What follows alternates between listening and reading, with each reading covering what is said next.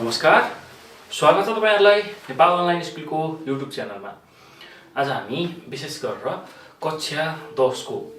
सामाजिक अध्ययन भन्ने जुन हाम्रो विषय छ हो त्यसको चाहिँ एकाइ 1 मा पर्ने हामी र हाम्रो समुदायको चाहिँ विशेष गरेर मानव विकास सूचकांक र नेपाल भन्ने जुन हाम्रो पाठ छ हो त्यसको चाहिँ विशेष गरेर कन्सेप्टहरु चाहिँ बुझ्दै छौं। र अब सुरुमा मानव विकास सूचकांक भनेको चाहिँ के हो भन्ने कुरा हामीले जान्न पर्ने हुन्छ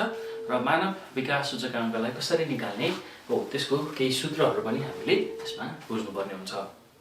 अब विशेष गरेर मानव विकास सूचकांक भनेको चाहिँ कुनै पनि देशको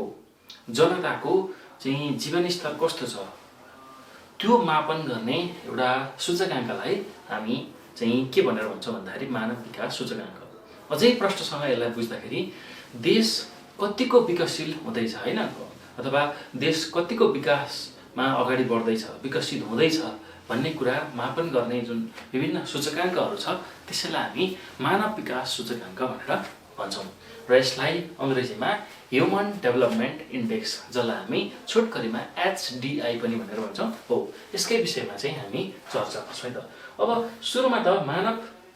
विकास सूचकांक HDI लाई चाहिँ हामीले व्याख्या गर्दाखेरि कसरी गर्छौं भन्दाखेरि कुनै पनि देशको नागरिकहरुको जीवनस्तर सम्बन्धी मूल्याङ्कन गर्ने आधारलाई हामी चाहिँ मानव विकास सूचकांक भनेर भन्छौं। अब जीवनस्तर कस्तो छ एकदमै न्यून छ अथवा चाहिँ मध्यम छ अथवा चाहिँ उच्च छ त्यहाँ बस्ने चाहिँ मान्छेहरुको हैन कुनै पनि एउटा देशमा बस्ने नागरिकको चाहिँ जीवनस्तर न्यून मध्यम अथवा उच्च कस्तो किसिमको छ हो त्यो मापन गर्ने त्यसलाई मूल्याङ्कन गर्ने एउटा जुन आधार छ बेसिस छ त्यसलाई हामी मानव विकास सूचकांक भनेर बुझ्छौं है त। अब विशेष गरेर मानव विकास सूचकांकलाई हामीले चाहिँ कसरी हेर्छौं त्यो हेर्ने आधार चाहिँ के हो त भन्दाखेरि यो त्यसलाई हेर्ने जुन रेफरेन्सहरु छ त्यो भनेको चाहिँ एउटा औसत आय हो त्यसैगरी शैक्षिक स्थिति हो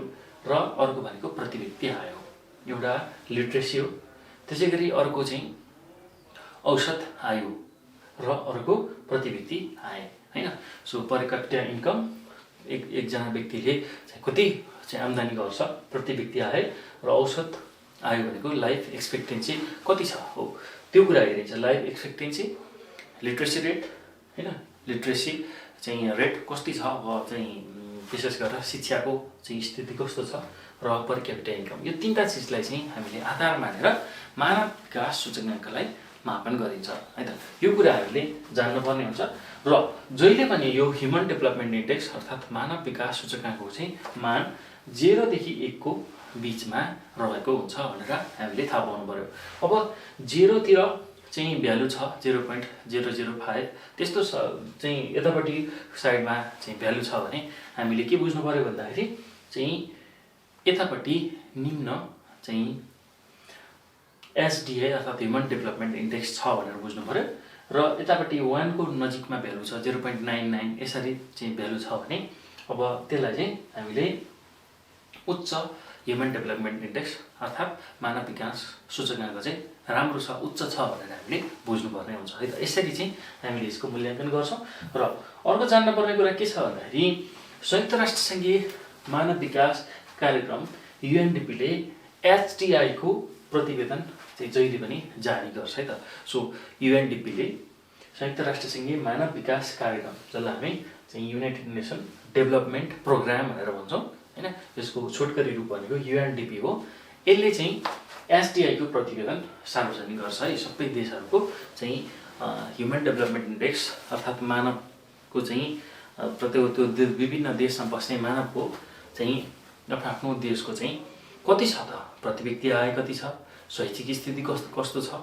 र चाहिँ औसत चाहिँ उमेर कति छ भन्ने कुरा चाहिँ मापन गर्छ है त। सो त्यसकै आधारमा एउटा चाहिँ विश्वभरि नै एउटा चाहिँ कुन देश कतिौं स्थानमा पर्छ भन्ने कुरा चाहिँ छुट्याइन्छ र यो भ्यालु भनेको चाहिँ चेन्ज भइरहन्छ हैन यो एउटै भ्यालु हुँदैन कहिले पनि कन्स्ट्यान्ट भ्यालु हुँदैन यो अर्डर तलमाथि भइरहन्छ र नेपालको पनि चाहिँ अर्डर तलमाथि भइरहन्छ हैन। सो यसरी चाहिँ हामीले यसलाई बुझ्नुपर्ने हुन्छ।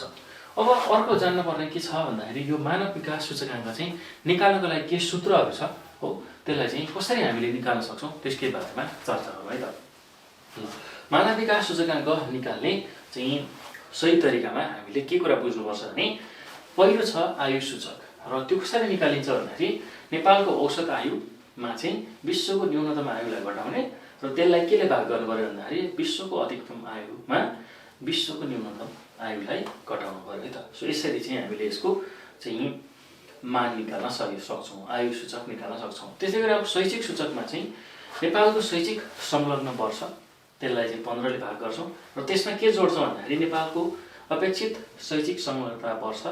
त्यसमा चाहिँ 18 ले भाग गर्छौँ र त्यो पुरैलाई हामीले 2 ले भाग गर्छौँ। र अर्को छ आयु सूचक र यसमा चाहिँ विशेष गरेर के गर्छौँ भन्दाखेरि एलएन भनेको लग लिन्छौँ हैन, लग लिन्छौँ र त्यो लगको भ्यालु चाहिँ हामीले क्याल्कुलेटरबाट चाहिँ प्रयोग गर्नुपर्ने हुन्छ। त्यो लगभित्र सुरुमा के राख्छौँ भन्दाखेरि नेपालको प्रति व्यक्ति आय, त्यसमा लग राख्छौँ विश्वको न्यूनतम प्रति व्यक्ति आय घटाउँछौँ र त्यसलाई केले चाहिँ भाग गर्छौँ भन्दाखेरि लग विश्वको अधिकतम प्रति व्यक्ति आय माइनस लग विश्वको न्यूनतम प्रति व्यक्ति आयले चाहिँ भाग गर्छौँ। अब अन्तिममा चाहिँ लास्टमा के गर्छौँ हामीले क्युब रुट लिन्छौँ र माथि कबाट आएको अङ्क खबाट आएको अङ्क यो जुन नै आयु सूचक जुन छ त्यसैले शैक्षिक सूचक जुन छ र आयु सूचक यो तीनटैलाई चाहिँ यहाँ ब्राकेट यो जुन क्युब रुट छ त्यहाँभित्र हाल्छौँ है त, घनमूलमा चाहिँ हाल्छौँ र यसबाट चाहिँ हामीले के को मान निकाल्छौँ भन्दाखेरि हामीले एसडिआईको चाहिँ सही तरिकाले मान निकाल्छौँ। र अर्को यो चाहिँ आयु सूचक चाहिँ निकाल्दाखेरि चाहिँ विशेष गरेर यो साइन्टिफिक क्याल्कुलेटरमा लगको प्रयोग हामीले गर्नुपर्ने हुन्छ प्रायः जसो है। एसडिआई निकाल्दाखेरि लगको चिन्ह हुन्छ त्यसलाई चाहिँ क्याल्कुलेटरमा हामीले प्रयोग गर्नुपर्ने हुन्छ र परीक्षामा एसडिआई निकाल्ने हिसाब गर्दा प्रश्न अथवा सूत्र सार्नु पर्दैन, यो कुरा चाहिँ हामीले जान्नुपर्छ र प्रश्नपत्रमा सबै तथ्याङ्क दिएको हुन्छ, माथिको सूत्र अनुसार सिधै एक पेजमा हिसाब गरेर देखाइदिँदा हुन्छ है, केही लेख्नु परेन र हिसाब गर्दा अङ्ग्रेजी अङ्क प्रयोग गर्नुभयो भने सजिलो हुन्छ। र यो एसडिआई निकाल्ने सूत्र चाहिँ सन् 2010 को हो र हालसम्म पनि यही सूत्र अनुसार एसडिआई निकाल्ने गरिन्छ भनेर हामीले चाहिँ बुझ्नु पर्यो त। सो यसरी चाहिँ हामीले यो पाठमा यति कुराहरूलाई राम्रोसँग बुझ्नुपर्छ, जान्नुपर्छ है त। ओके, सो अब तपाईँहरूले यो भिडियो हेर्दाखेरि धेरै कुराहरू बुझिसक्नुभयो मानव विकासको सूचकाङ्क र नेपालको बारेमा र केही प्रब्लमहरू छ भने तपाईँहरूले चाहिँ यो नम्बरमा हामीलाई कन्ट्याक्ट गर्न सक्नुहुन्छ 9849595895 यो नम्बरमा हामीलाई कन्ट्याक्ट गर्नुहोला र चाहिँ यो भिडियो हेरिसकेपछि यसलाई सक्दो सेयर गर्नुहोला, लाइक गर्नुहोला, कमेन्ट गर्नुहोला र नेपाल अनलाइन स्कुलको युट्युब च्यानललाई सब्सक्राइब गर्न नभुल्नुहोला, किनभने यस्तै खालको महत्त्वपूर्ण भिडियोहरू चाहिँ हामी तपाईँहरूमा लिएर आइरहन्छौँ र त्यसलाई नछुटाइकन हेर्नको लागि तपाईँहरूले चाहिँ नेपाल अनलाइन स्कुलको युट्युब च्यानललाई सब्सक्राइब गर्नुपर्ने हुन्छ है त। सो यति भन्दै चाहिँ म यो भिडियोबाट बिदा हुन्छु र हामी नेक्स्ट भिडियोमा यसकै क्वेसन एन्सरहरू हेर्नेछौँ, त्यो पनि तपाईँहरूले नछुटाइकन हेर्नुहोला। धन्यवाद।